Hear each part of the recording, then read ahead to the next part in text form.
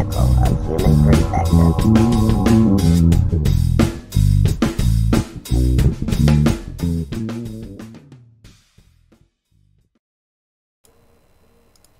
Welcome to Unbiased and on the Fence. Sorry for the blank space. I forgot I did a pre-recorded, and it doesn't have the long 45-second intro. So here we are, early. How are you doing tonight, Eileen? It's good to have you I'm here. doing great. How are you doing, Shane? Oh, wonderful. It's been hectic trying to get everything going, but you know, all I can do is laugh and enjoy things like that sometimes. Yeah, Because we it's have like real technical things going on because we're like fixing up a video to play, and then he's got me up and himself up, and then he's got his fancy green screen going. So that's funny because I was sitting there and it's like, oh gosh, it would be so nerve-wracking before, but now it just tickles me when stuff like that happens. I feel like my higher self is sort of messing with me or something. Yeah, it's like you're running a real studio. You're here, you're there, you're left, you're right. And then while you're taking care of one thing, something else goes to sleep. You know? Yeah, my other laptop kept going to sleep while I was working on the one trying to get it set up, and it was like I reached for the mouse and the screen went blank. I'm like, you got to be kidding me! I just did it again. So, What's really cool is that nobody in our community cares. You know? It's yeah, like we don't care. We're like real people doing real things, and we're not like pretending like, oh, dead air. right.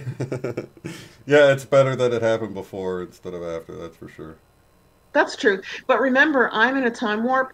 So when you play the video, say, Eileen, I am playing the video now. Because if I don't hear it, I keep filling the air. I'm like, oh, I can't hear the video playing, so I'll just keep talking till I hear the video. But then I'm in a different time than you guys on this recording. Yeah, it's weird when you think about it. It's like it's just strange. And I didn't even go back and watch it, but so I have no idea how bad it was. But It wasn't bad. It wasn't bad, but I was definitely talking over it because I'm on a 15-second delay. That's a long delay. yeah, yeah, because radio usually has like 7 or something. Yeah, I So, think that would be like normal, right? but So then they it could doesn't bleep stuff out. broadcast. It's like we actually broadcast it immediately, but we can't re-see it again. It's I don't know. It's like lost in space for 15 seconds. So it's not like I can even edit something out during that 15 seconds like on the radio. They can actually add a No. bleep or something. So I wonder if like the googly bots are listening for 15 seconds and deciding whether or not to cut us and pull us off the air. I don't know. I I think don't what know. it is in the settings when I'm setting it up, it has like a few options that there's one of them that you can turn on to have it in more real time, but it could be glitchier. So I don't put it on Oh, it's that. not worth it. Yeah, I just figure, I'd rather it be smooth. And then it also allows people to sort of scroll back. I leave that option on. Have you ever been in a live stream and you can't back it up a little bit? It's Yep. like locked. I don't like that because if somebody hears something or wants to go back and write down the name of a book or something we mentioned, You need to be they're able to able go to do back. that and then jump right forward again, or even pause it and end up back where they were. So. Well, I pulled up a whole bunch of stuff on my screen tonight. So tell me if we lose a little bit of the Wi-Fi signal, then I'll turn something off and give you a clearer signal. But I think we're good because I'm on my daughter's computer, much Yeah, better than mine. yeah, it looks good. Okay, well, you said you can't hear any tones in the backgrounds, right? And hi, everybody, because I can't see your comments until I go back and rewatch the show. What I put on today was Solfeggio tone, and it's on the online tone generator at szynalski.com. Is that the one you use, the orange tone generator? I don't know if you can see that or not. Oh, that's really Use neat. Now, this I don't one? use the app, but there's websites you can go to. I usually just type it in whenever I'm doing it. But Oh, yeah, well, this one is super duper cool. It's free. I think I'm going to like send him $10 through PayPal occasionally. And you can change the sine wave. So that was sine wave. Now here's a squared one. I don't know if you can hear it because I've got it on super low, but I'll turn it up for you guys. I'll tell you why I'm doing this. Can you hear this? oh yeah, we can hear it good now. Okay, now watch that square. Here's sine. Yeah, Okay, it gets cooler. Here's triangle wave. yeah, And the last one is sawtooth. oh yeah, Can you guys see that? And yeah. then here's the player at the top. And I'm going to make it quiet. I'm going to go back to sine wave and tell you why I'm playing this today. Because I used to do a lot of meditations with, and I'd sleep to them, like Meditative Mind on YouTube, and there's dozens of them. And what they do is they play really nice meditative music, and they put one of these tones, one of these Solfeggio tones, which actually interacts with your brain waves and your pineal gland.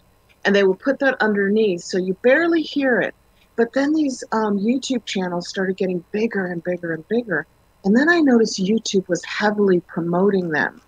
Okay, well, that's where the alarm bells go off, because with, you know, I've seen the subliminal advertising that's going on, and you don't want to be sleeping to a pure meditative tone to improve your cellular structure, to improve your psychic abilities, to open your heart.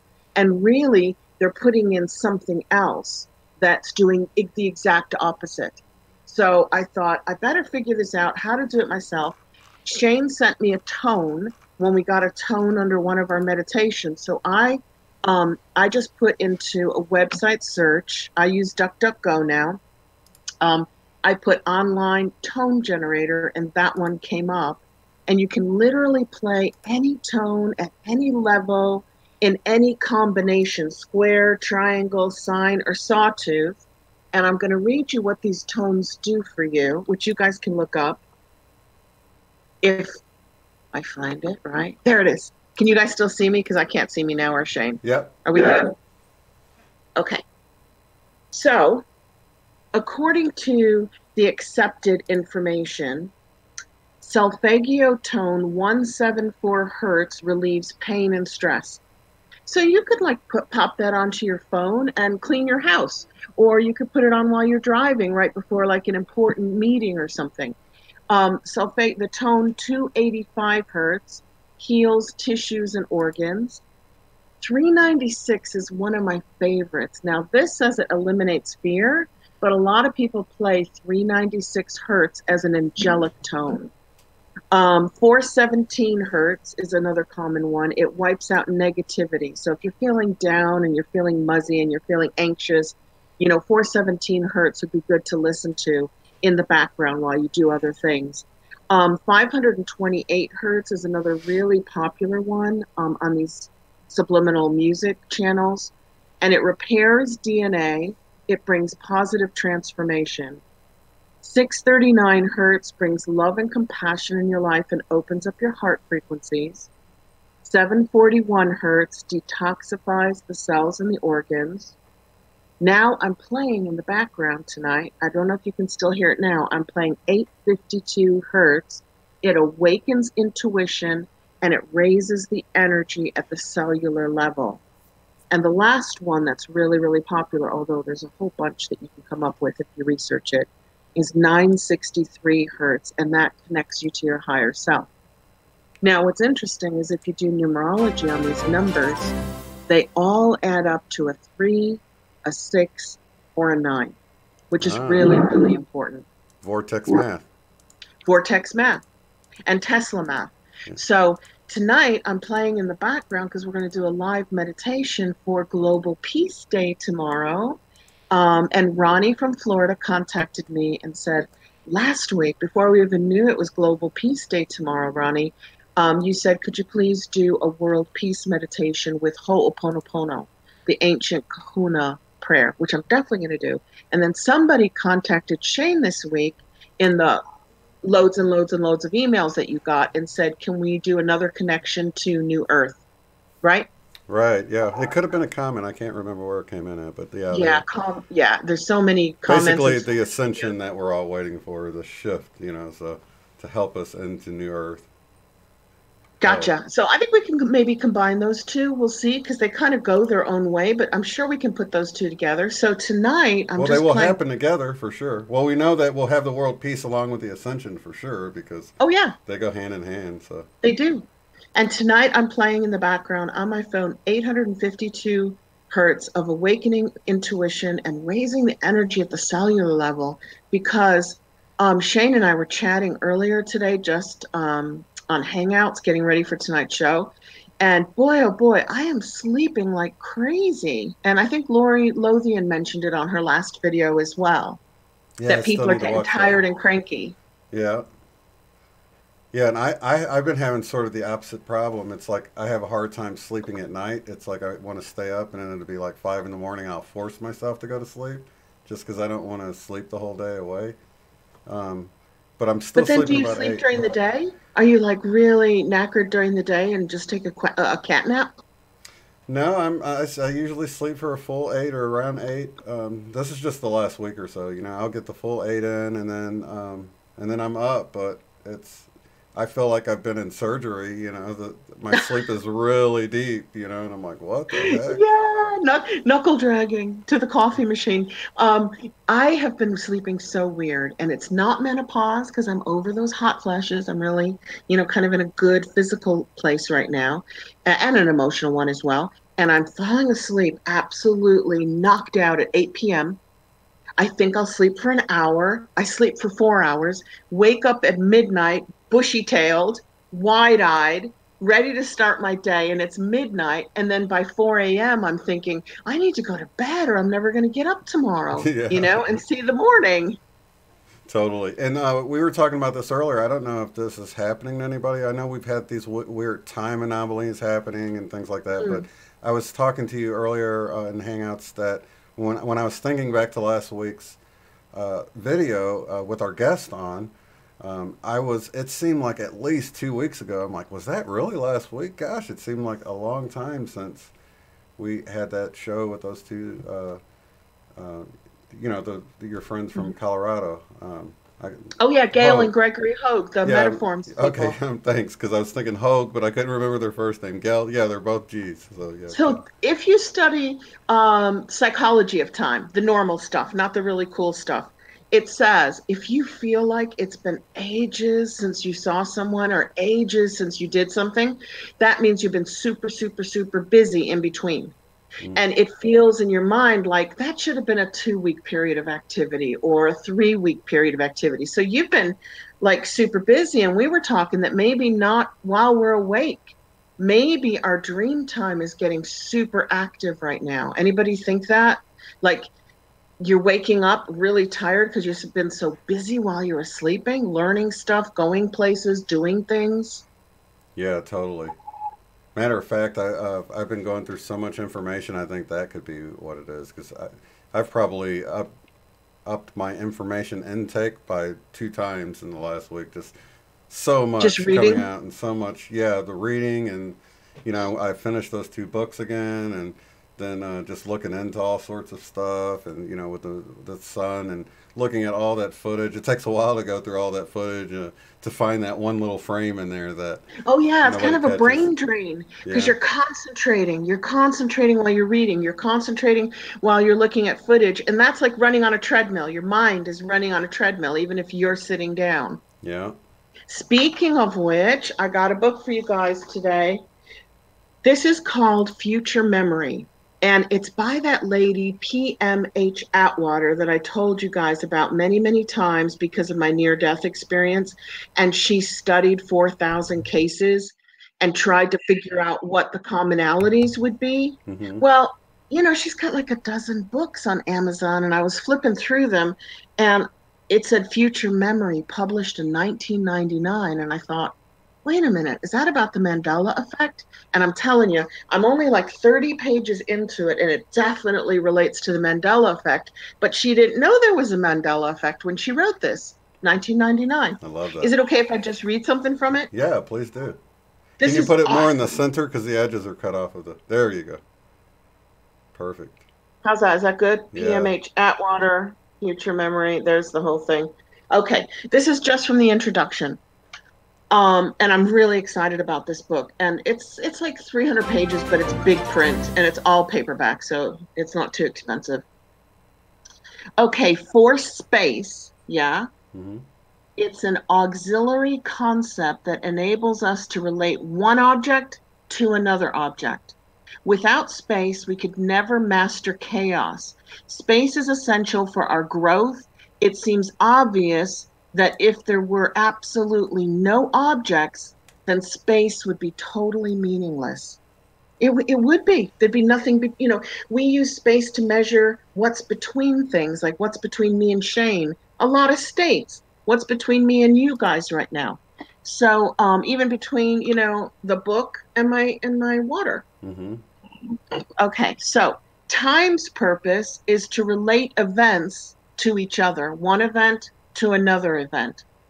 And it unfolds at a rather slow pace. The smaller time segments were represented by thirds of days in the past. There was only the reference of morning, afternoon, or night. That's Interesting. how slow time went for our ancestors. Okay, the need for the hour did not exist until the so-called Middle Ages, and minutes were not required until much later than the Middle Ages. And get this, guys, seconds didn't appear until the 1800s. Wow. That's how slow their lives were. Get up, make a candle, take it to the market, go home, go to bed, make a candle the next day, take it to the market. Okay, so I'm almost done here. So there's a lot in between, and she's talking about operating within space and time and what kind of meaning that has to our souls, what it teaches us. You are a fundamental participant in the process of all of creation of the universe. And the very stability and consequently the perpetuity, how do you say that word? Perpetuity of the universe depends on the coherent interaction of all its components, including you. That's why you're powerful. That's why you matter. That's why you're so important, because we're all related to each other as objects within this universe. And if the littlest thing goes off, like say you've got a clock and it's a mechanical clock, and one piece goes off in it, the whole timepiece doesn't run. The whole thing stops running. You got to go back in and fix that little piece, and then the whole thing starts working again. So that's very little from this book. And the chapter I'm on now is after her near-death experience, she started to experience future memory instead of deja vu, where you're in the present going, I remember that happening in the past. She would be sitting there and a bunch of other people, and they would see the future, but they wouldn't recognize it until they got to it. And when they got to it, they'd have deja vu and they'd go, wait a minute, I saw this happening 5 years ago, 1 year ago, 1 month ago, I saw this. But she calls it future memory, like the Mandela effect, instead of deja vu, which is, thinking you did something before. Wow, that's interesting. Isn't that fascinating?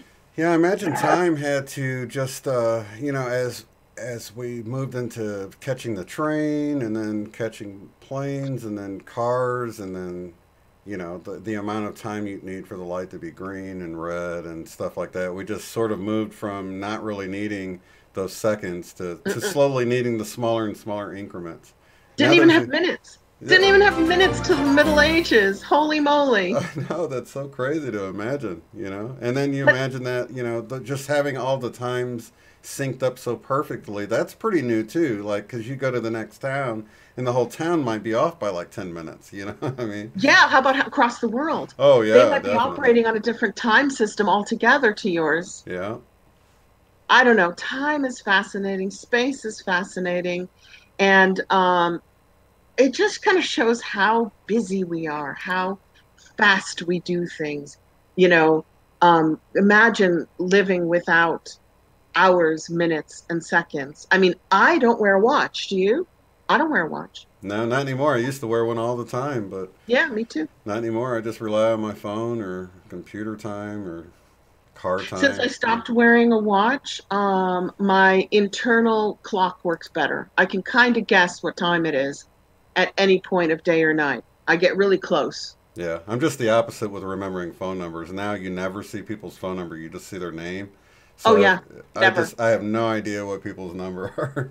I mean, Me just too. because, you used to have to memorize them and dial them, or you'd get them on your pager for a while. I remember my phone number from when I was like 5 years old. I know my first phone number. It is in my brain. Yeah, me too. I remember my best friend's phone number as a child. But the thing is, now you go out and they're like, what's your number? You're like, let me see what my number is. You don't even know your own number.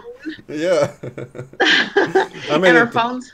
They're like computers. Yeah, exactly. They carry our whole lives. They carry all the information of the world is in our phone. Well, I thought you would enjoy this. Colleen sent me this email of this looks like an apparition or a huge misty orb or something. But I wanted to share this because I know you've shown some pretty cool I pictures. love ghost hunting and ghost pictures. Are you kidding? Yeah, and she probably won't be able to watch live. I don't know. She said she's still down there taking pictures. Let me share the screen.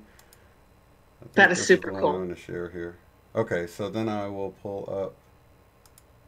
I need to pull up the image. Can you see now? I see it. I see. Yep. I see a pinkish building with a black door and a black railing. If you look in this area right here, I'll show you with and without it. I can see it. I can see an orb. It's like a big like orb. A gigantic. Am I going to get a zoom on this? Let me. I can see it. Can you guys see it? Let me pull it like this because she was actually talking about maybe seeing a face in it, and I can make out a few different ones. Actually, let me see if I can. Are there two orbs? Is there one on the door and one over the lamppost? I think that's one of those old. I think that I don't know. Maybe. Where's Colleen? That's looking very European. Where did she say she was? I don't have the email open right now. They were visiting. Let me see. I will pull it up in a second while you're talking and tell you because it was like a haunted area somewhere and. I can't remember right off the hand. New Orleans, San Francisco. But we got and usually if it's something from the light, it kind of resembles the light. But this is completely like some kind of ghostly. That's Orby. That's super duper Orby. Totally. And then when you compare that with this other one. Yeah, it's not there. Oh, wait a minute. It says right here. I was in front of the pink house on Chalmers Street, one of the oldest houses in Charleston. Charleston. And caught an orb by the light post. Cool. That building looks old too, doesn't it? Yeah, it does look like an old haunted building. Yeah. Look at the you know what? Goodness, the windows. Sorry, guys. I thought it was full screen. Let me oh, it's not that one. It's this one. Okay. I had it on split screen. I didn't realize. Let me go back. I could see it okay. I was looking at what you were seeing and not what everybody else was saying. Sorry, you guys. This is complicated stuff, I'm telling you. It is. I'm like looking at all these different screens, and then I look over at what they're saying, and I'm like, oh, no. Okay, so this is better. So, yeah, it's right in this area right here. And it's moving. It's moving either up or down. Yeah. Because in the next picture, it's completely gone. That's how fast it's moving across the screen. Yep. Oh, I think she said she tried it with and without the flash, and that looks like it's with the flash. So usually the flash makes it show up more. But usually the flash makes it show up more. But there I got that from professional ghost hunters, and it worked when I took those pictures in the Shining Hotel. Yeah. In the Stanley, the flash was on the whole time.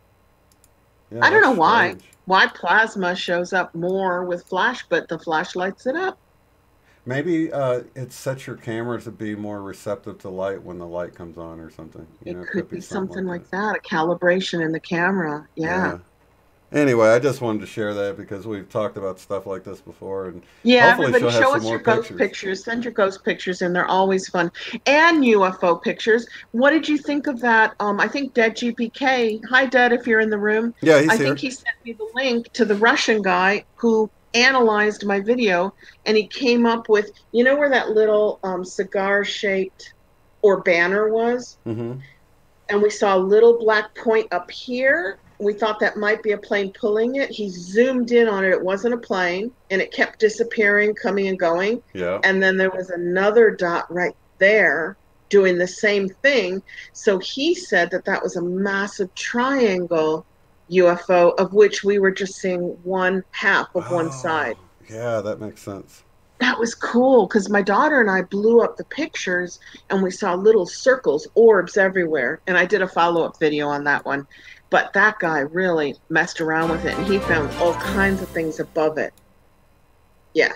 That's interesting. Like that. Yeah. Man, we should have put that link in the description. Let me see if I can.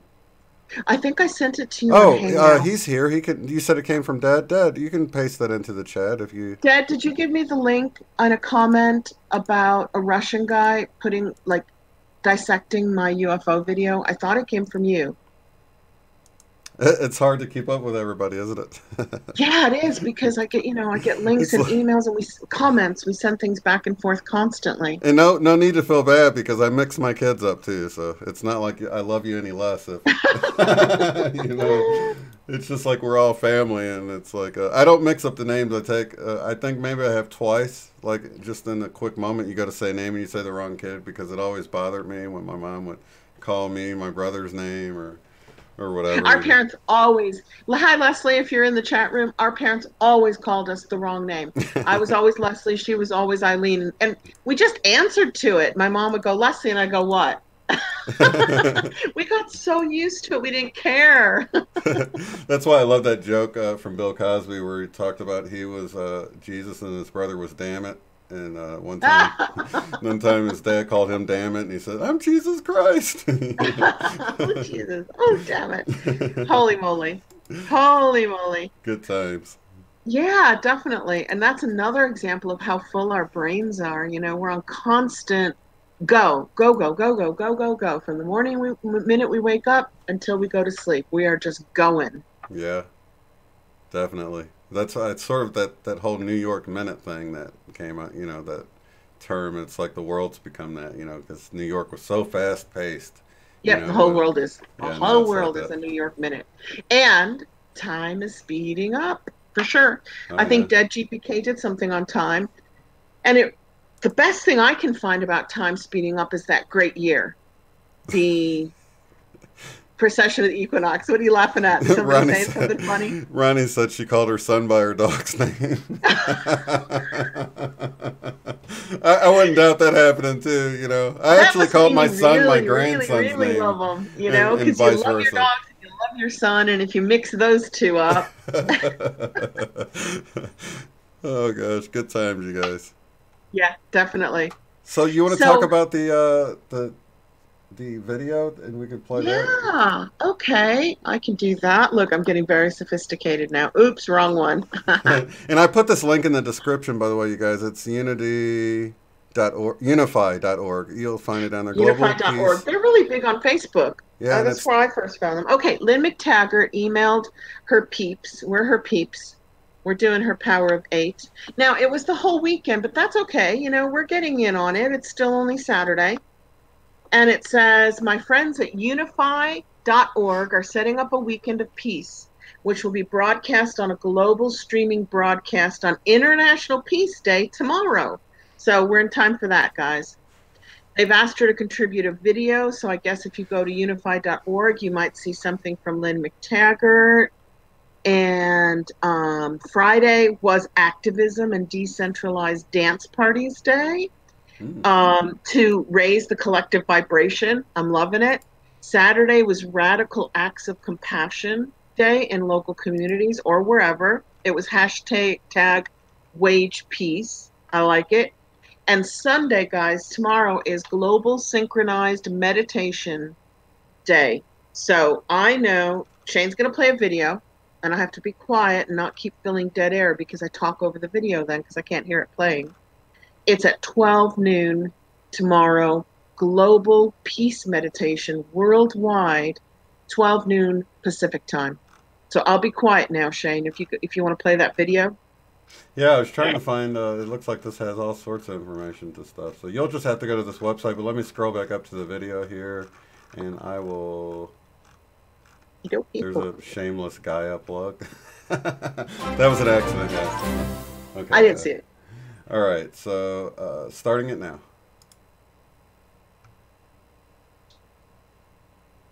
Oh, now I'm starting it. Can you guys hear it? Nope. Let me turn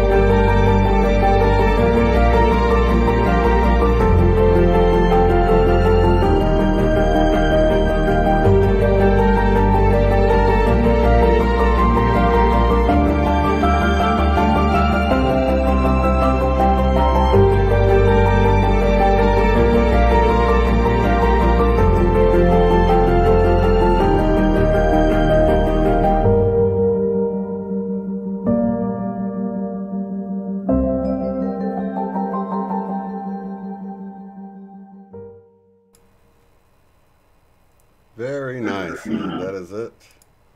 You are back. Okay. So I guess we figured out that's 3 p.m. my time. I'm on the East Coast, right? Yep. 2 p.m. your time. I'm going to set my clock on my phone to remind me. Otherwise, I'll just be doing stuff. I'll forget. Yeah, same here. And Suso's going to be at noon Mountain Time, so I guess that'll be an hour. Is that an hour long? I don't know. So, All I have is what I read you. It was an email from Lynne McTaggart to the people who took her course on a power of 8. I can't imagine it's more than an hour. I'd imagine it's more like 15 minutes of Right. meditating because a lot of people think that's a long time. Yeah. We only do 10 or 15 minutes. Oh, yeah. And like if I do 20, I'm like, starting to go off into somewhere else and stuff. So, Me too. I can meditate for up to an hour without actually falling asleep if I'm not tired. If I'm tired, forget it. By 20 minutes, I'm gone. But who cares? You're like meditating for 20 minutes and then you just go off and sleep. Let me see.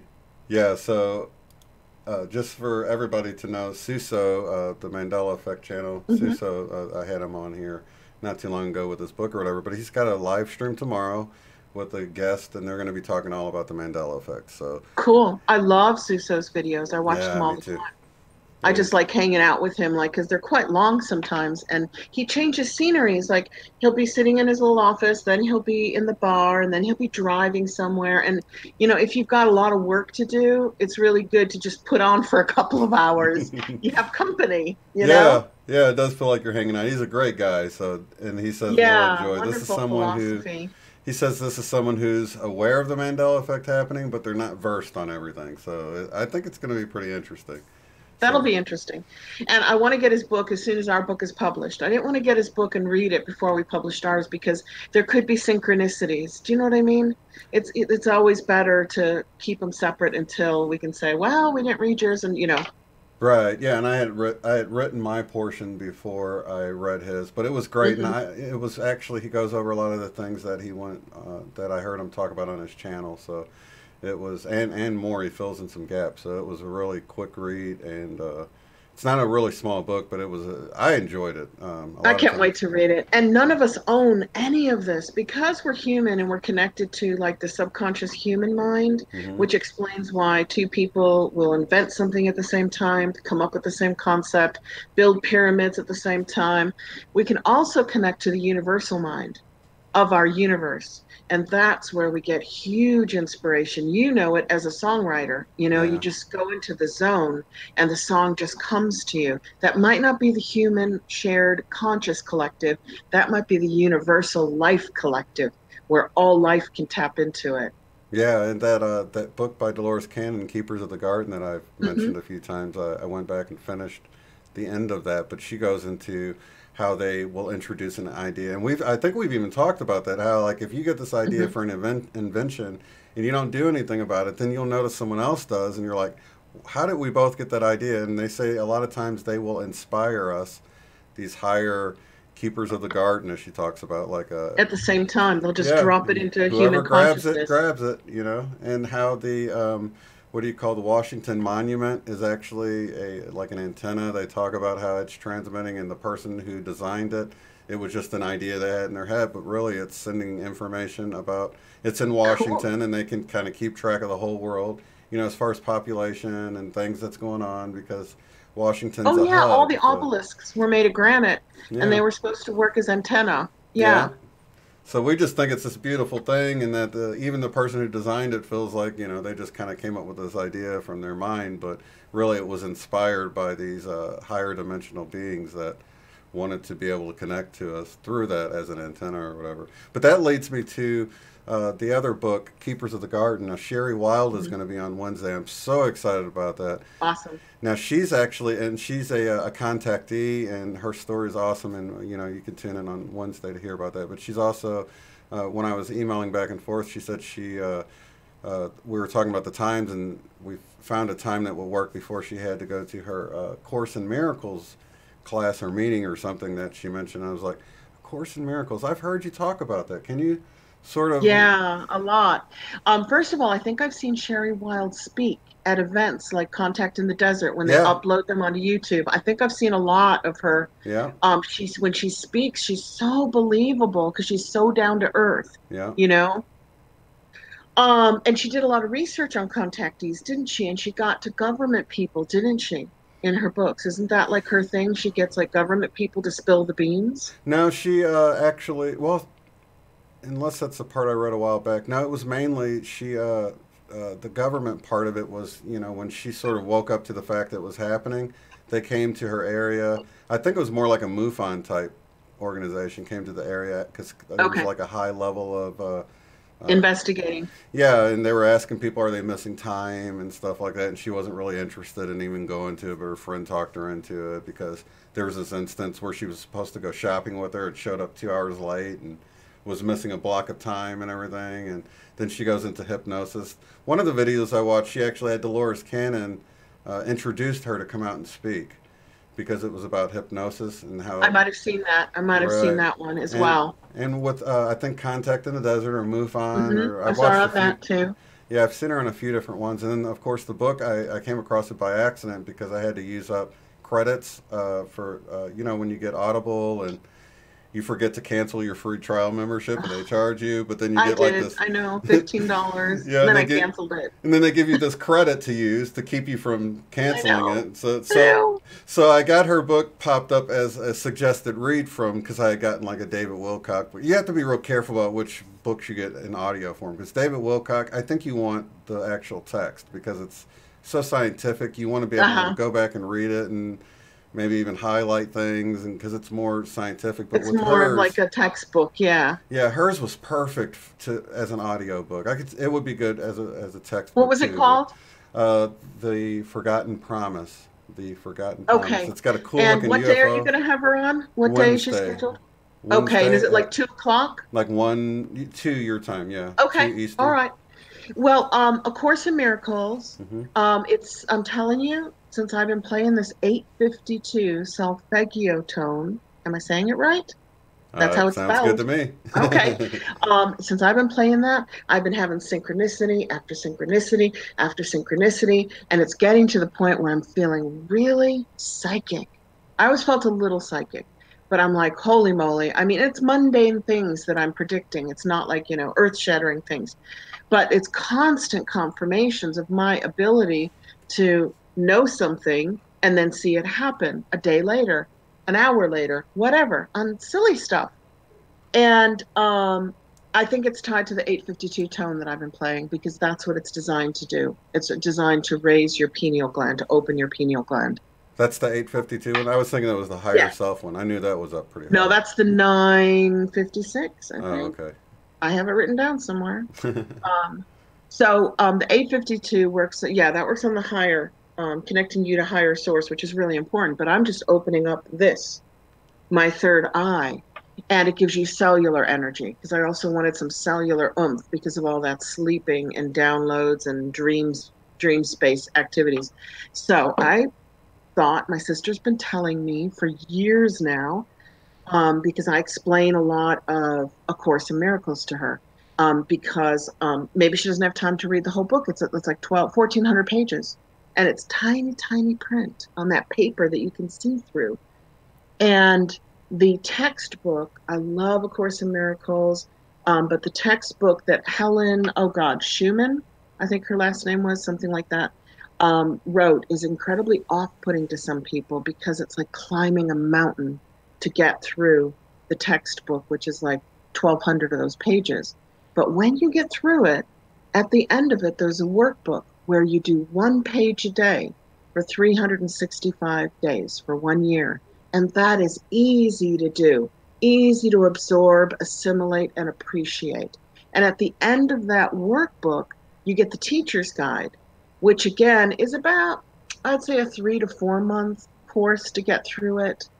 But the hard bit is that textbook, and I know so many people who have started it, and after 100, 200 pages, they just put it down because it's written in a way that you have to be dedicated. You got to push your way through it every day. I mean, I got to the point where I'd make myself read 30 pages a day. I could pick up this kind of a book read 100 pages, no problem. But as soon as I got to A Course in Miracles, I'd push through 30 pages and I'd be highlighting and taking notes. And by the time I completed those 30 pages, I was sweating. My brain was sweating. So I've come up with a plan that my sister suggested many, many times, and that's to do A Course in Miracles Revisited or a short Course in Miracles. And what I'm going to do is I'm going to take like the most important topics on the daily workbook, and I'm going to work through those in like a 5 or 10 minute video. So if you don't have time to read 1,200 pages, at least you'll be getting little shots, little jolts of information straight out of that amazing book. And what it does, if you can get through the whole course, a lot of people go to a church and they have groups. I did it by myself because I don't like studying in a group. I don't want a group to interpret stuff for me. I want to kind of connect with my higher self and see how I interpret it. And then I don't want to force that on other people in a group. So I like learning alone. This is different when we're sharing and listening to each other's videos. We're just sharing. The main thing that you learn from that course is that you are everybody and everybody, they're you. You are life and life is you. And eventually you get to the point where you are God and God is you. It doesn't mean you can run around throwing thunderbolts at people. Because that's you. Yeah. Like, you know how your mom and dad had you?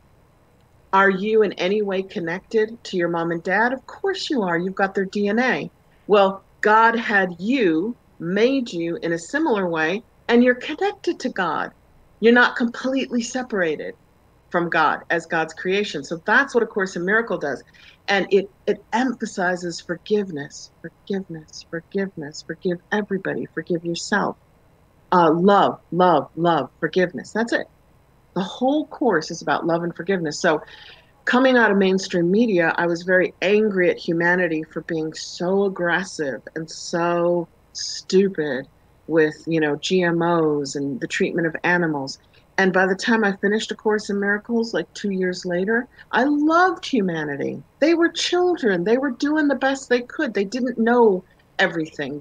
They were like toddlers on a planet experimenting with stuff. So suddenly I found a way to forgive humanity through A Course in Miracles. It's very important to me. It is my spiritual companion. It made me forgiving and it made me loving, instead of me being condemnation, judging, angry.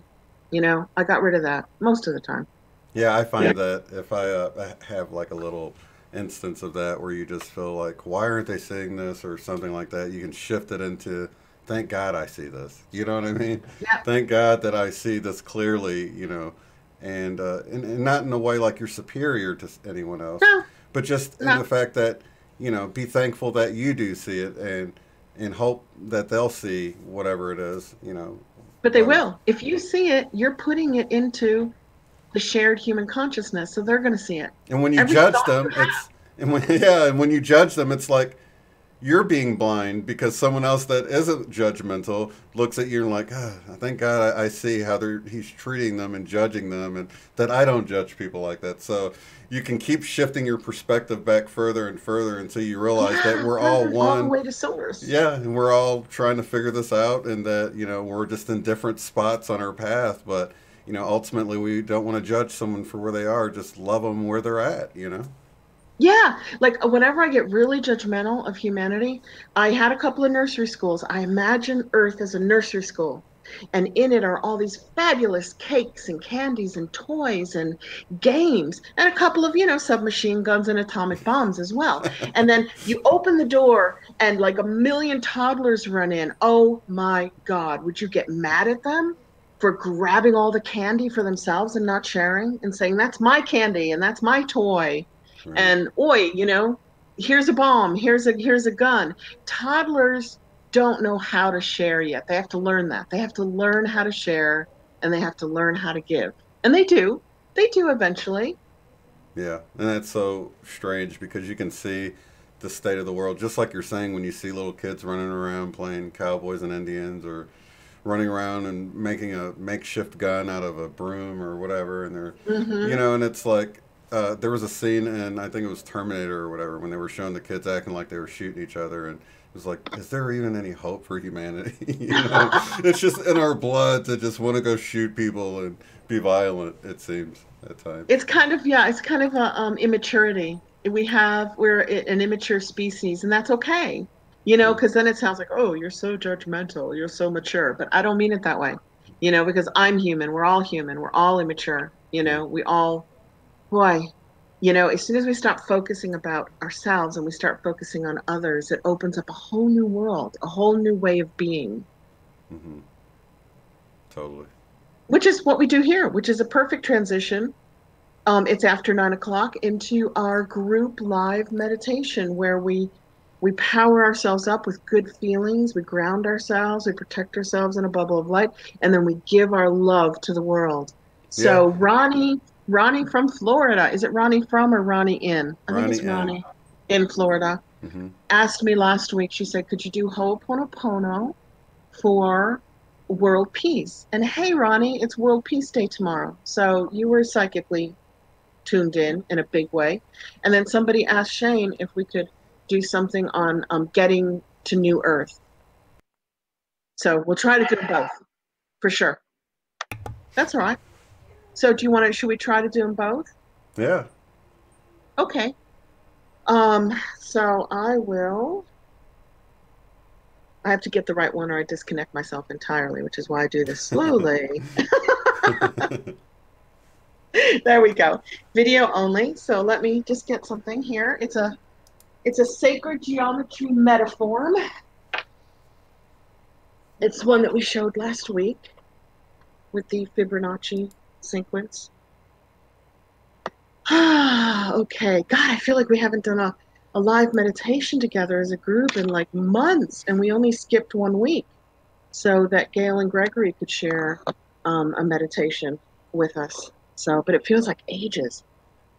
So get comfortable, kind of move and wiggle and move stuff around and sit back or lay down and get really, really comfortable with your body. And then close your eyes and take in a big, deep breath, filling your lower abdomen as you do. Hold it. And exhale any negativity or sadness or frustration from the day. Just let it all out. And then take in another deep breath. Hold it for a moment. And exhale any muscle stiffness in your body. Let it go out with the breath. And finally, we'll just take a third relaxing deep breath. Hold it for a few moments. And we're going to let this breath clear our heart center and our pineal gland center in the middle of our brain. We're just going to let it exhale and clear. And now just imagine a silver or gold cord, unless you have a better color that you'd like to use, going from your root chakra, which is at the base of your spine, all the way down through the structure of the building that you're in, through the surface and the crust of the earth, all the way down, down, down, further and further and further, very quickly to the center of the earth. And as soon as that cord reaches the center of the earth, it kind of shoots out in all directions like the bottom of a tree, like the roots, grounding you to earth.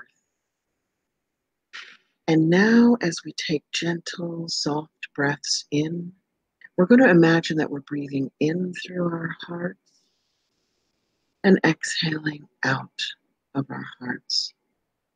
We're going to breathe in through our heart chakra and exhale out. And you should do this at a pace that's comfortable for you. And now, as you're breathing in through your heart chakra, just imagine a beautiful color. Today, I'm seeing yellow. I'm seeing yellow and gold. But maybe you want to see pink or salmon or ruby red or green or blue or violet. Exhale out through your heart center. Breathe that color in from source energy from universal energy, from creator energy, and from your higher self. And exhale it out. And now you're so used to doing this, I'm going to let you continue to breathe a beautiful color in through your heart chakra and hold it and then exhale it out of your heart chakra.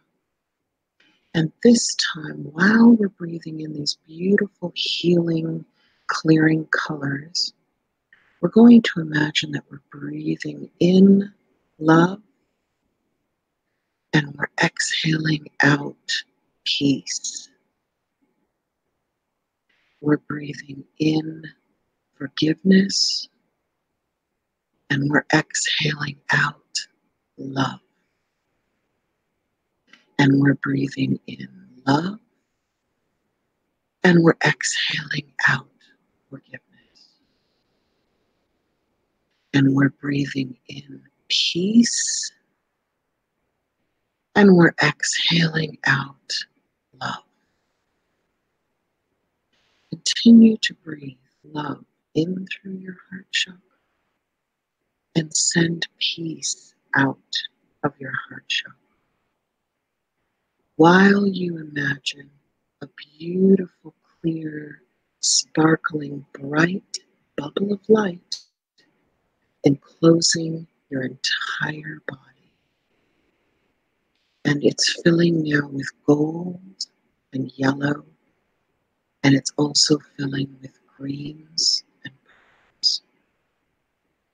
And it's swirling around rainbow colors going over your head, going under your feet, going around your middle, going around your legs, your shoulders, your arms. And you're continuing to breathe in beautiful, clearing, healing colors while you breathe in love and you exhale peace. Once you've filled that bubble or egg of light around yourself, imagine filling the entire room that you're in with rainbow colors. And fill that room that you're in with love, with forgiveness, and with peace. And if you like, go ahead and let that light spread out and fill your entire community. Breathing in the rainbow colors, exhaling out the rainbow colors of peace. And if you like, let that spread further to cover your entire county. Breathing in the love, exhaling out peace. And if you like, let those rainbow colors fill your entire state or county or region, depending on where you are in the world. Breathing in rainbow, clear, healing, energizing colors of love, and exhaling the rainbow, clear, sparkling, energizing, rainbow colors of peace. And when you're ready, if you like, you can let that light coming from your heart chakra through you and circle the entire world any way you see it, as a sphere, as kind of a contact lens shape, as a flat plane, however you view the world you're in, you're on here, now, Earth, Gaia, Terra. Fill that entire world with the rainbow colors of love and peace coming directly from Source through your heart center, where you transmute it, where you bring that energy in and you send it out so that it can be used and felt by all life on Earth. All people, all animals, all vegetation, all minerals, all air, all plasma, all water, all matter is absorbing this healing, brilliant, beautiful, calm, energizing, bright rainbow colors of love and peace. And as we do this, we are also bringing in 5D Earth like an antenna right through the top of our furthest most chakra, which connects us to our higher self, down to our head chakra, down to our third eye chakra, our throat chakra, our heart chakra, letting that energy from source go right through to our solar plexus chakra, our sacral chakra, through our root chakra, and down our grounding cord into the center of Earth. We are the antennas of love. We are the antennas of source energy and angelic light to bring peace on earth, lasting peace on earth. And when that is achieved, we then have new earth here around us. We bring new earth here through us, and we do it every moment of our lives through our thoughts, our beliefs, our feelings, our words, and our actions. We are constantly bringing 5D Earth and new Earth here through us. And we're starting to see it all around us. We're recognizing it. And we're recognizing each other. And when we get together, we simply amplify the energy in each other. And we make it greater and more powerful because we are together and because we are one. So just sit now in those beautiful, healing, clear, bright rainbow colors of love and peace, and send these feelings and these colors to all of your loved ones right now.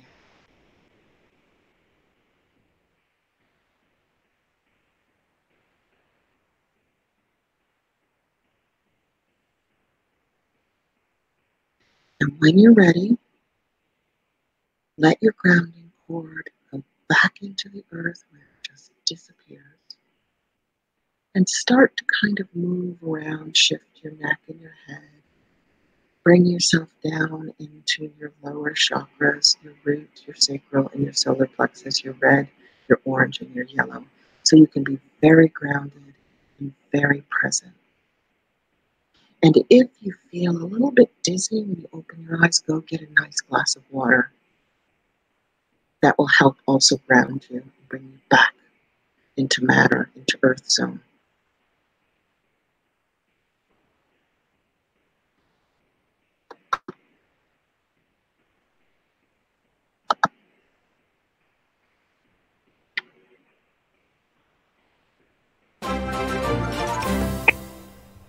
Check 1, 2.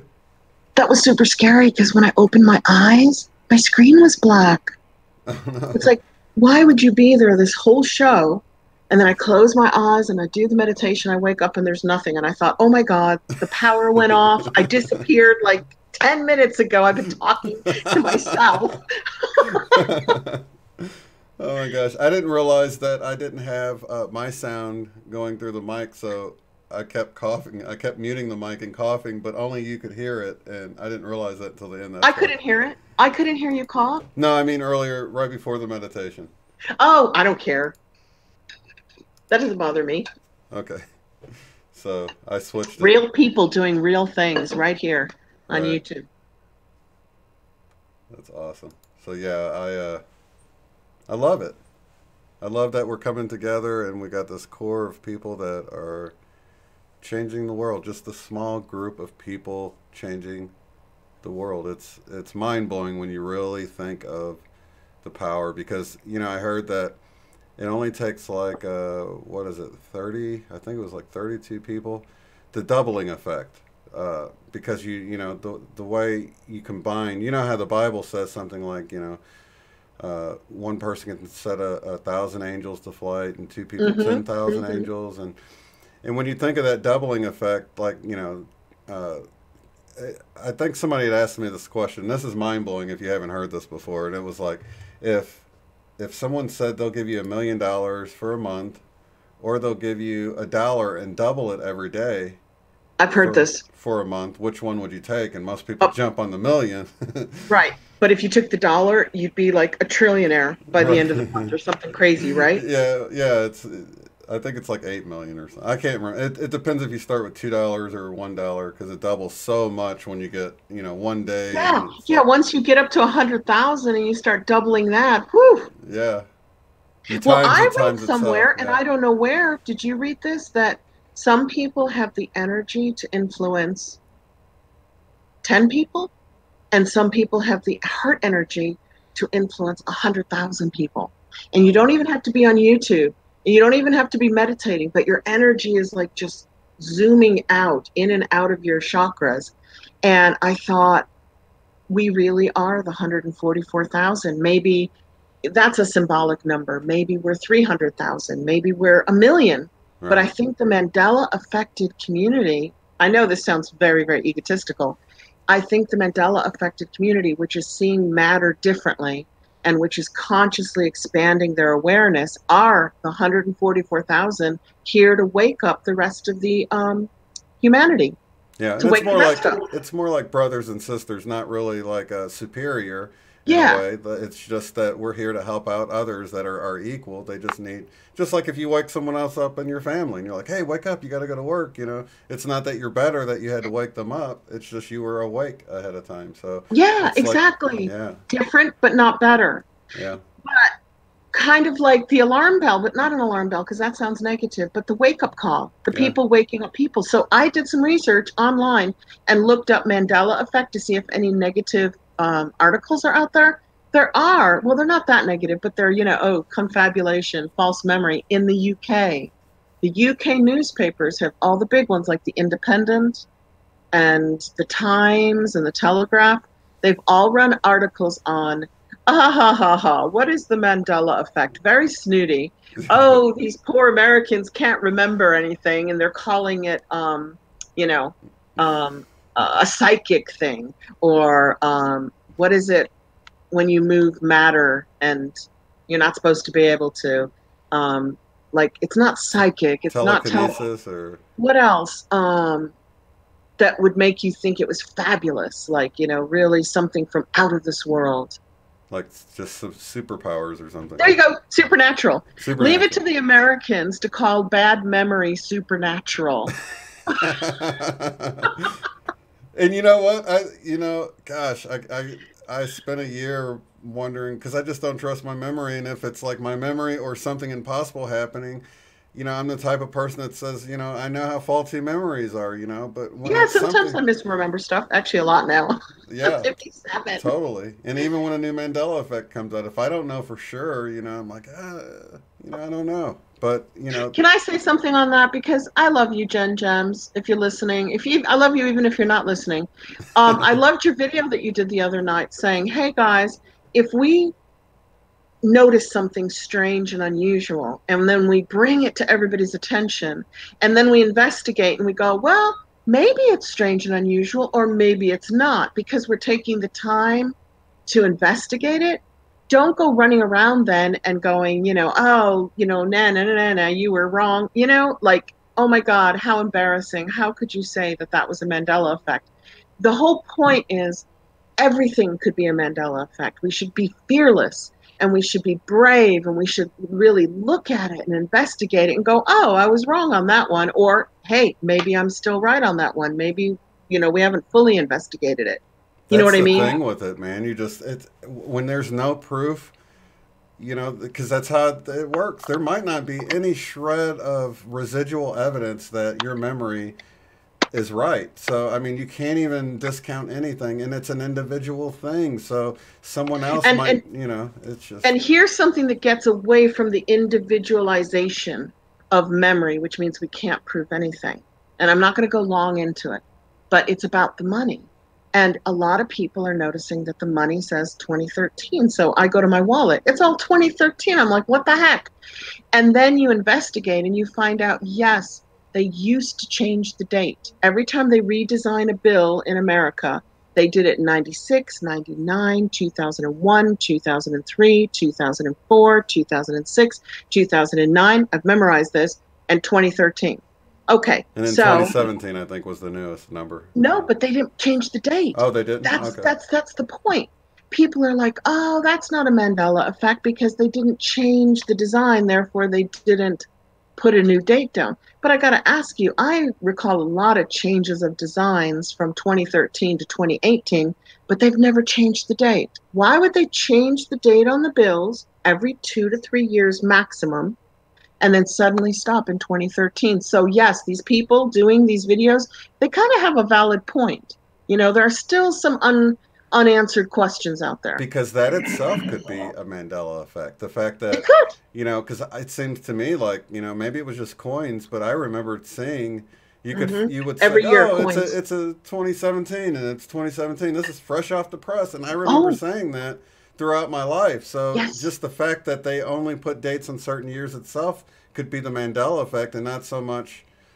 Yes, it could, because they're still updating the date every year on coins, but they stopped updating the dates on bills. Why? Mm, Why? There's a reason why that we don't know. Somebody kind of speculated that they're trying to get rid of paper currency. It could be something as mundane as that. That might be the reason. yeah, You yeah. never know. Somebody said they could tell if you're stashing it better. If they don't change the dates every year, you know, they see, you know, who's stashing these 2013 notes. I mean, I wish I had a lot of notes to stash, but in my research, I did find out that there is a $10,000 note, a $5,000 note, and a $1,000 note. And I would like to know, where are those notes, right? I've Oh, never totally. seen one. And the funny thing is, the higher the denomination is, the less known the president on it is. Oh, yeah, I can't even tell you, but I had to go to Wikipedia because, as one affected said, you can search and search the internet, but you can't find out any of this information except on Wiki Lies. So, oops, I don't want to get you blipped and demonetized. Wikipedia, there we go. Faster than the bots. And why is that? Maybe because of counterfeiting, or maybe there's another reason why you can only get this information on Wikipedia and nowhere else. It's interesting. Be brave, be fearless. If you see something unusual, go ahead and tell everybody. And don't be embarrassed if somebody later goes, oh, I figured that one out. You know what I mean? Yeah. It's like the Yeah. nickel. The nickel was one that I knew for sure hadn't been around for a decade. Our current nickel that we have now. And I was like, there's no way this has been around longer than my son. No, how about the dime? Where's the Eisenhower dime? Yeah, that's some strange stuff. So there is some weird things Yeah. going on. And I have to give it to Michelle Wolf for looking into that the other day and figuring out that, and like you said, it's Wikipedia. And I know in college they're like, I know. don't use Wikipedia, don't cite Wikipedia because we won't take it because anybody can go on there and put it. They're like Snopes too. They removed Dolores Cannon, but they'll do a pages on Aleister Crowley, and they say they removed Dolores Cannon because she was too wacky. Aleister Crowley wasn't a wacko. I mean, come on, it's too authoritative. It's too much run by the people who don't want us to know a lot of stuff. Yeah, definitely. And I wonder if did you see the video about Jesus being suppressed? Just the word Yeah. Jesus on different, like you could ask Yep. like Google and stuff like that, and it's, sorry, I don't have information on that or something The like first that. one who brought that to my attention ages ago was Unirock. He just like spoke into Siri, Syria. and he had to ask Siri 3 times who Jesus was. But he could ask Siri who Satan was once, and Siri would go into a whole diatribe on who Satan was, but wouldn't tell you who Jesus was. That's strange, isn't it? And then Michelle's opinions, she tagged something. She taught me how to hashtag videos, which is super cool. And then she did a video on hashtagging videos. And she hashtagged one of hers, I think today or yesterday, Freemasons. And because she did that, YouTube put a big banner above her title from Encyclopedia Britannica. If you want to know what Freemasons really are, read this. So I thought that was interesting. Wow. Makes you want to use hashtags, though, doesn't it? Yeah, I know. I'm thinking like, oh, Like, do that are the with men. hashtags to alert the little bots in YouTube that perhaps they need to go in and do something about this video. I don't know. I've actually been trying to be less descriptive. I know you have. You're so smart. Just thanks, but it was just like I realized I'm like, okay, if the more descriptive I am, the more the non-human algorithm is going to figure out what this is about. So, like, And then we get it anyway, because yeah, the way you describe it, you can kind of figure out what it is. And then we go in to watch the video anyway, and then we know what it is. yeah, that's why memes are so important because they're an image with some, it's conveying a message on there, but the algorithm sees it and it doesn't know, because it really takes a human intelligence to look at the image, figure out what's trying to be said in it, and it just works well. Of course, they can probably read different words on it, but just making sense of it. If you do it like it's a movie poster, for instance, Mm-hmm. and you've got different people starring in the movie, and it's really a meme, and it's really got people in the government or something on there, and it's like you're making fun of something. Still, the algorithm, it takes that human intelligence to say, oh, this is like it's a movie poster meme, and it's saying this or that or whatever. So it just makes it a little Yep. bit more difficult, and I think that's why we've seen everything. My kids said I was Mimi the other day. Mimi, what the Oh, heck is Mimi? Because I'll you're repeat, me. they'll repeat memes and stuff all the time, and I'll just join in with them and say some of the popular ones back to them, and they're like, "You're so Mimi, Dad." Mimi, that's a word, huh? That's It is hilarious. now. It is It now, is right? now.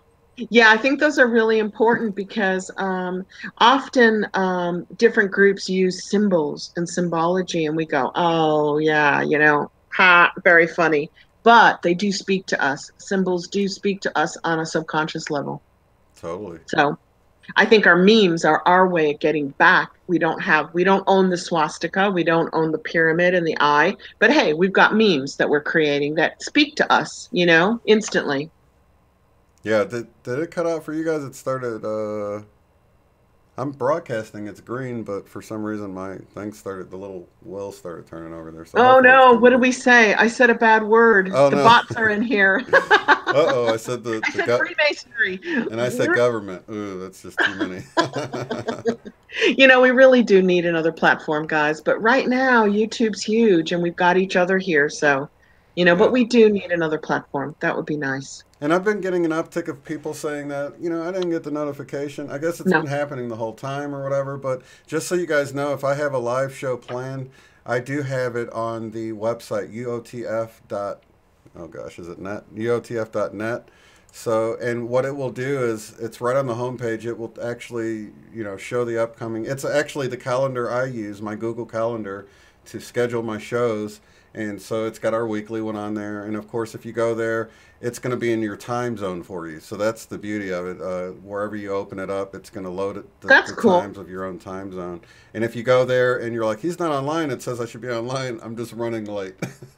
So just so you Yeah, know, like like tonight. tonight. Tonight we were running like 10 minutes late. We were messing around with all the techie stuff again. I was talking to Michelle at Michelle Opinions, and she was helping me with my hashtags and stuff. And I said, she's talking about she's applied for monetization. And I said, now that's interesting because I might drop my monetization. And the reason being is I started the channel like October 11th last year. So I'm coming up on a year, and I got 1,000 subscribers by April. So I applied for monetization in April, and I've gotten 300 subscribers from April to September. And my videos have gone from, 800, 700s. I've had a couple of big ones, but they're rare. They're very rare. It depends on the topic, to very, very few views. And I really think it's tied to monetization. So if I've made $9 and like 56 cents since April, is it worth it for me to lose my communication, being more open, more free, because they don't have to pay me, they don't have to send me any money? I might I might just unclick the monetization.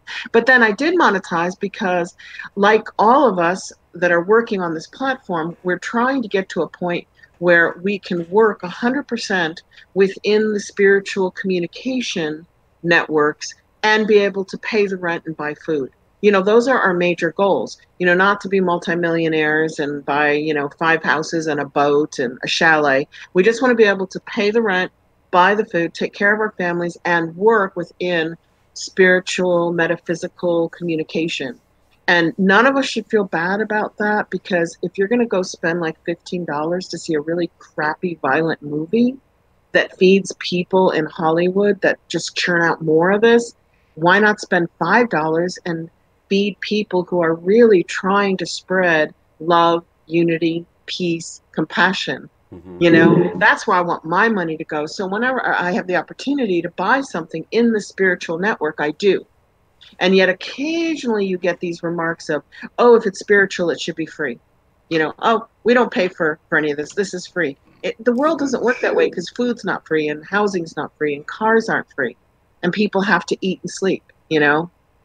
Yeah, what I've done is just I have the skippable ones on there instead of the ones that you annoyingly accidentally click at the bottom that cover up Me part too. of the screen and stuff like that. But I think it's important to kind of see when you've triggered the algorithm, because it'll turn yellow if you've said anything at all and that's how I've used it. That's why I encourage people to do it, to learn the algorithm and what triggers it, because it seems to me like they don't, from my experience, like they don't promote it as much if it's not monetized.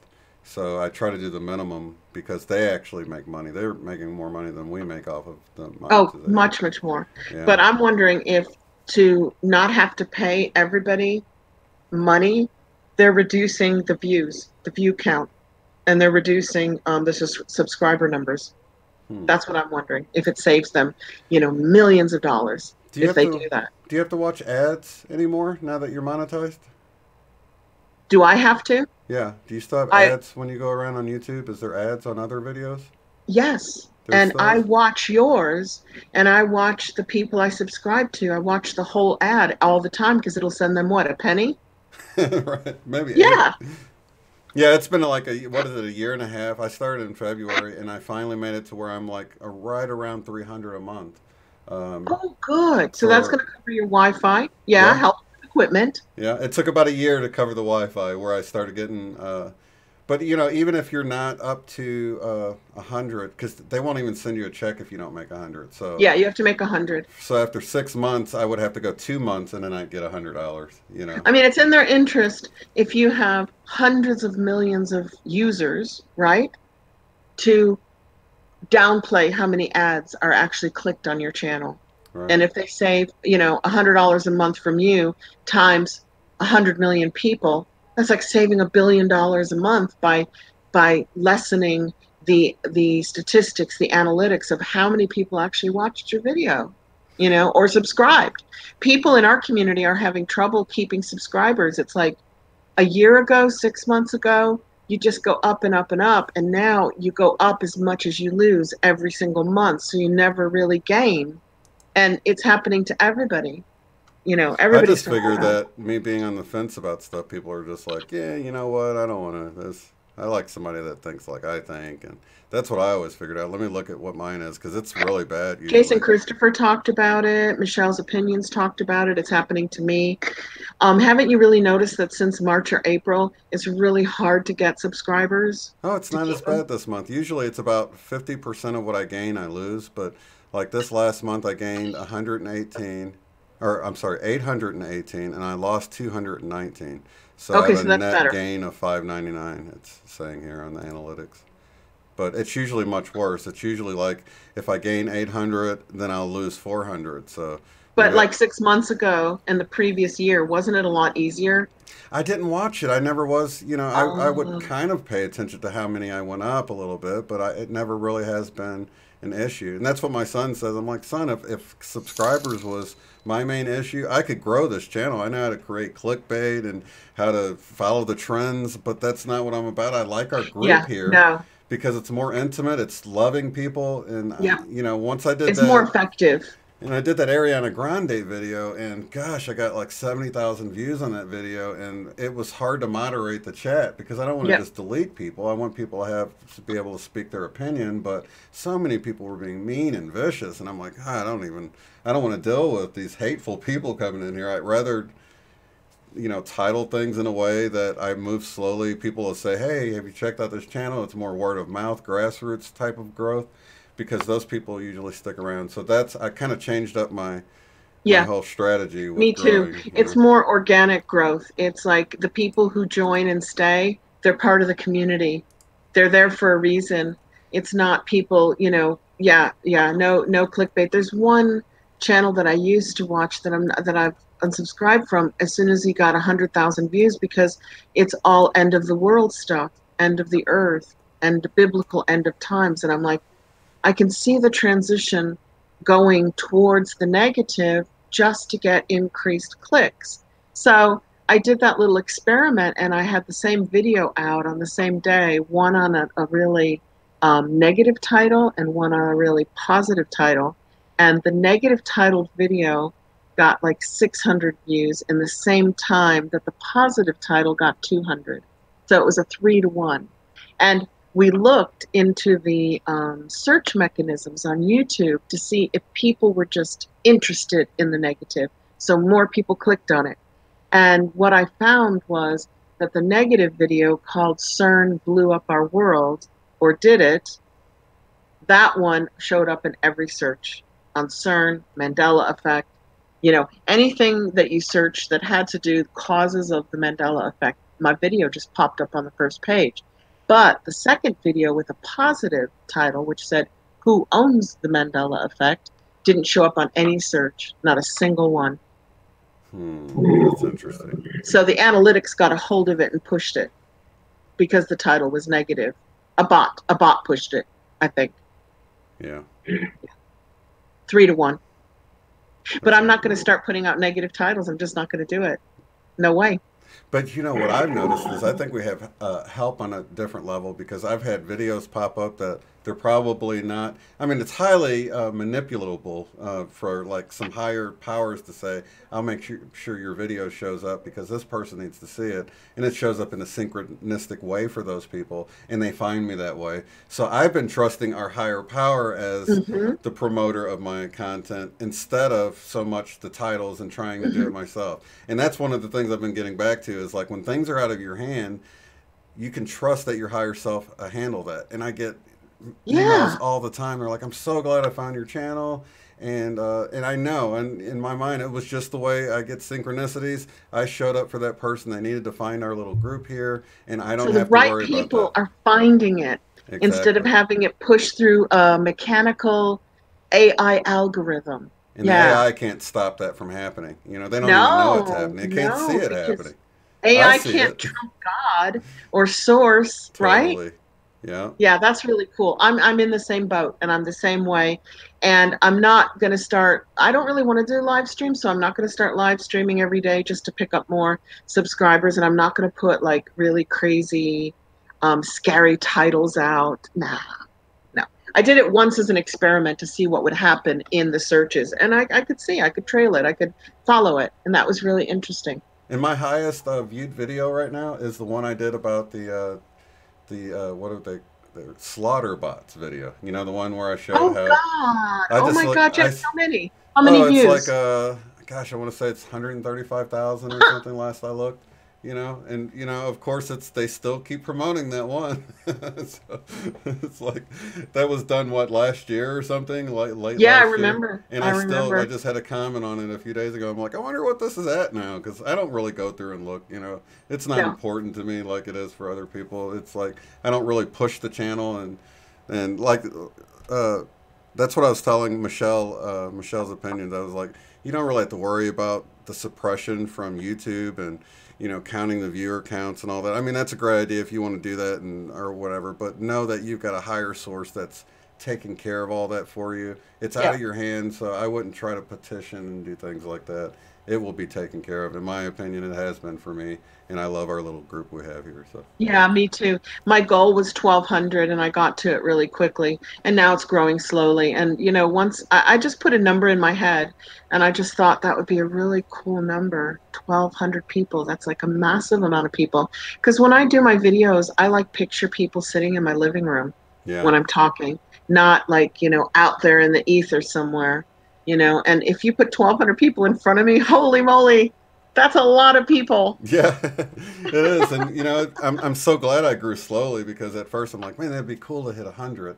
And then when I hit 100, I'm like, man, what if I hit 1,000? Yeah, You know, and then hit 1,000. What 500 if I was hit my goal. 2,000? 300 was my Yeah, goal. so I've always thought, I haven't ever dreamt really big. I'm not near at thinking about 100,000 or anything like that. I think, oh, 13,000 would be cool, 15,000, so on. Well, So, it's really interesting because if you had 100,000 people who have very little energetic connection to Earth and to their higher self, they would have a far less effect in working with you and you working with them than if you had 1,000 people who were highly connected, yeah. really connected to Source, really connected to Earth.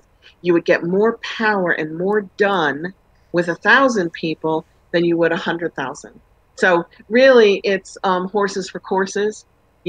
There are people out there who need the 100,000 and the million because they're talking about a level of information where everybody can digest it like Hmm. an apple. But when we get into our channels of our community, that's a full course. That's a 4-course meal that we get into, and not everybody's up for it. Not everybody wants that information or can do anything with it. Yeah, totally. Well, this has So, been an enlightening conversation. yeah, it was fun. I was thinking next week, can we do like a pre-recorded 30-minute video where I'll do a live meditation? Because if I have to go on live, we have to move everybody to my channel, and then I'll be talking to the screen without anybody. Oh, Like, because yeah. I can't see comments because of my internet connection here. And it is I can't. scary. It's Is scary to it? be by yourself. Oh. But I got over that. Jose was my stepping stone to help me. Yeah, she So, just has this beautiful. Oh, let's all send a big love hug to Jose. I don't know if she's in the room tonight or not. We'll she send her a was love earlier. hug She might have anyway. left. But yeah, she's back Okay. from her trip, and good that she made it home safe and sound. Lots of love Yep. to her. Yep. And she has such an amazing sense of humor. It's so dry that she would just make you giggle. It was just, I loved listening just to hear her make you laugh. Totally. Yeah, it's okay. Jen's Gems was sending out some love to you. Oh, love ya. Mwah. All right, so I guess I we love can all of wrap it you. up for I this love one. all of you. I'll go back and watch the comments, and I'm sorry I can't pull it up separately, but it drains my Wi-Fi, and then I'm like too blurry for Shane. Yeah, So, it's been good this week, so awesome. so let's just do like a short show anytime this week, and bang it up on the night, and that way you're completely free and relaxed, and you don't have to think of coming on live. Tell Yeah, people why. Tell them. oh yeah, going to Sedona. I'm so happy about that. And you know what? I might live stream. I was saying I might live stream on the road. Like who was it? Mandela Effect that does sometimes on his trips. I'll need to do it near a big city or whatever. That way I have good connection. But they usually have those cell towers along the interstate these Yeah, days. they drop though. I mean, when I'm going from the bottom of Florida to the top of Florida, every now and then they just disappear, and then like 15 minutes later they pop up again. They You get get a lazy, signal don't again. they? Yeah, yeah. So it's pretty packed. I think through. Well, I don't know. There's going to be some dead zones, I'm sure, but I think Boost, which my phone provider is actually on the Sprint network. Oh, So so then they'll just kind of like switch over for you. yeah, They'll it be should be good. roaming, which can get expensive unless you're unlimited. So I think Right. you'll be okay. But that would be so cool if you do some live streaming Oh, totally. from the trip from Sedona, and we just do a short power of 8 at 8. Or do you? I mean, gosh, you got so much to do this week. Well, what I can do is we can get together maybe. I guess I'm gonna have time. Maybe tomorrow, Monday, or I'm sorry, tomorrow Sunday. Maybe we can get together Monday and pre-record it and have it ready for Yeah, just Saturday. like a 15-minute chat. Hi, everybody, love you. Here's the meditation, Right, and then and then it'll I'll be ready post for it Saturday night. exactly, and So then you that way, can if put it people up come too. in and they don't know that you're traveling, they'll have something to listen to. Something will be uploaded that day.